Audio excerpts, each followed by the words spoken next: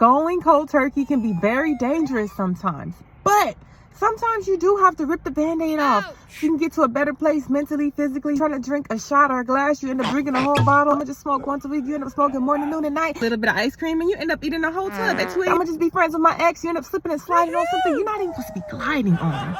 Let it go. If you say you love yourself, why are we constantly putting stuff in us that we know are poison? Do not set yourself up for failure, right? Sometimes we're like, I'm gonna just have a little bit. Don't make things harder than it has to be, right?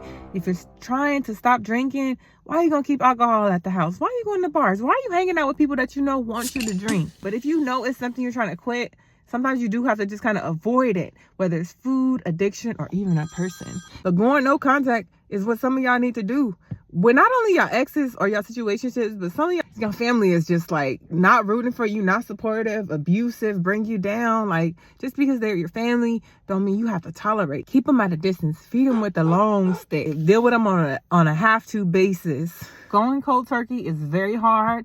When I quit alcohol, I quit like 20, 30 times before I actually quit. And even when I was sober for 6 months, I backslid. And just because something is hard to give up doesn't mean you should give up on giving it up.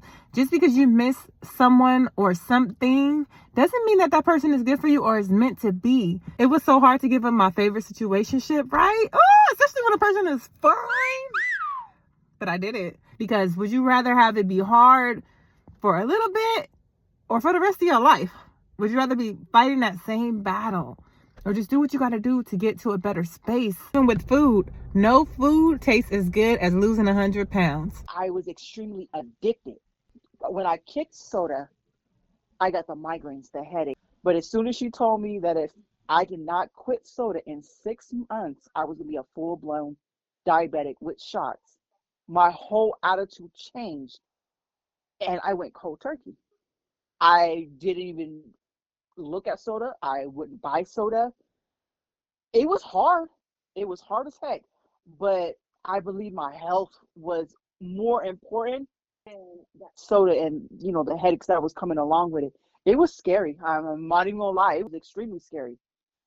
But once I kicked it, the feeling that I had, like when I would I'll have an urge for a soda like months later. I think it was like way down the line. Months later, when I tried to drink a soda, it didn't taste the same no more. I didn't even want it. I wasn't even able to drink a whole bottle anymore. When before, in a 10-hour shift, I would go through 4 to 5 20-ounce bottles. That's amazing. We at war with terrorism, racism, but most of all, we at war with ourselves. The old Kanye.